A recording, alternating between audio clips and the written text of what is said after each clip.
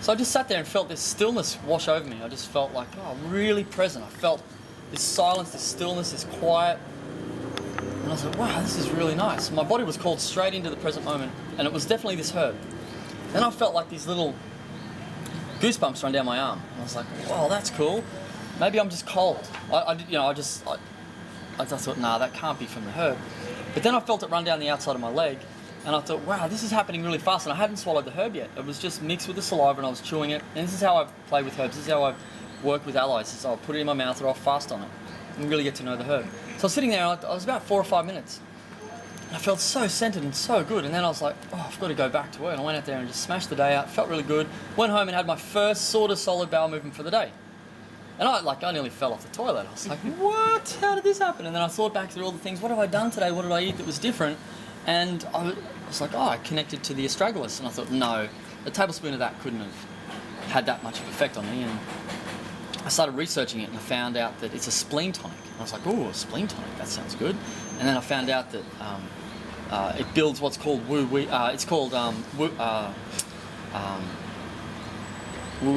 Qi. And Wei Qi is the surface energy,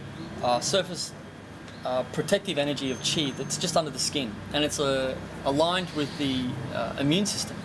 You've all seen those Buddhist monks who travel around the world and they get like steel bars and smack it over their heads, and they lean into the bamboo spikes, and one guy's got this drill and he's drilling into his head, and he's like, yeah, and it doesn't drill into his head, and they've got it all hooked up to a computer to make sure he's not faking it. I mean, how can you fake a drill going into your head anyway? But anyway. These guys, what they're doing is they're working on what they call the iron shirt, and the iron shirt is this Wei Qi. So you can like hit some of these guys, and they'll just stand there and go, and this Wei Qi is our protective armor. And astragalus was aligned to that. And I'm like, wow, spleen tonic, and it builds up the iron shirt. Because I'd heard about the iron shirt. I used to do martial arts when I was a kid. I was like, yeah, the iron shirt. And then I found out that on the end of our DNA we have these telomeres. And the telomeres, when they age, like when the DNA starts to get old, the telomeres unravel like an old shoelace. And when the DNA replicates, when we get a new body, it's through the DNA replicating, if the telomeres are old and shabby, then our body gets old and shabby. What astragalus does, it's like one of the key formulas in these new anti-aging formulas. It's called the astragalus side. TA64, if you want to, like, if this is interesting. And then what that does is it actually winds up the telomeres. It binds up the telomeres, so when the DNA is replicating, we're replicating like, I'm actually 97 years old. No, just seeing if you guys were awake. Right, so what it... You got it. So what it does is it helps us age with the least amount of resistance. We're going to age anyway. Maybe, maybe not. But and I was like, wow, this is a phenomenal herb. So I just spent the night researching it, and then I was getting into Chinese medical websites, and I was getting into Taoist websites. I was getting into Qigong websites, and this herb. And then I found dragon herbs, and I was like, wow, this one herb is just totally blown. And then I went back, and I kept seeing this spleen thing come up. Spleen health, damp spleen, the double burner, the triple burner, the lower jowl, all of these things. It was like, wow, there's this whole language and a study. And then I learned that it's like the Taoist wisdom of Chinese herbalism is over 5,000 years old, and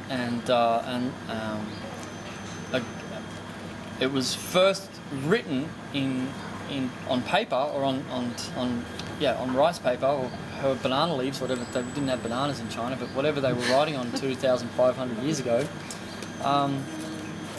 was the first documentation of the Chinese herbs. And it doesn't just stop at the herbs, it goes into the mineral kingdom.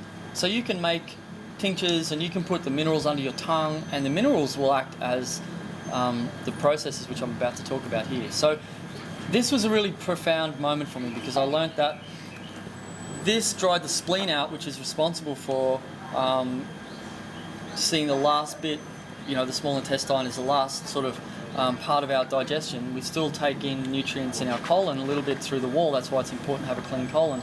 But this little part of the system I learnt about was like, wow, that's where the energy from the food is steamed off. That's where we get the energy from. It's a very important part of the body. So I thought that's got to be the most important thing for me to focus on if I'm going to be in this sort of, foodie kind of world, because that's where the energy is taken from.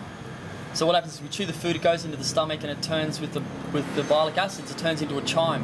And that chime moves through to this system where it gets broken down and it gets taken into an energetic form, and the body takes it on from there. And then I started looking at the other formulations that astragalus was in, and I learnt that all the white herbs, all the white roots, and the mushrooms that are white, poria, spirit poria, peony, white atragalus, licorice root, dong quai, very powerful formulations. That there in and of itself, mixed with goji berries or longan fruit, which is what you've got now, very, very powerful formulations for the spleen. Spleen is likened to qi, so they're also qi tonics. So spleen builds qi, and these white herbs help build qi as well. They help maintain rising qi in the body. So it's kind of like it's building a protective armor against, the elements as well. You don't get this nutrition in zucchinis or kale or basil. You don't. This type of nutrition isn't available to us at the intensity and at the purity of the living foods. The beta-glucans and the other constituents can handle temperatures, over 200 degrees, and they're still not sequestering all of their nutrients. Some beta-glucans can handle 240 degrees.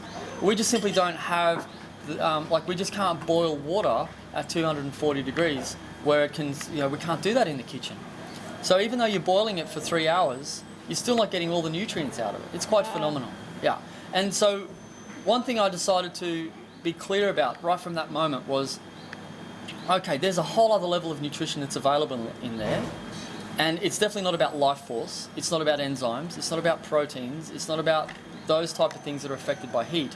It's about these other constituents called polysaccharides, which are long-chain sugars, beta-glucans, terpenes. So the sugars, soaps and acids inherent in all things, turns out that they're quite beneficial for us.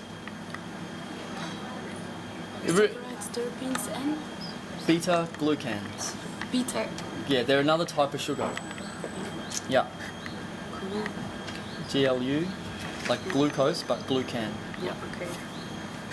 So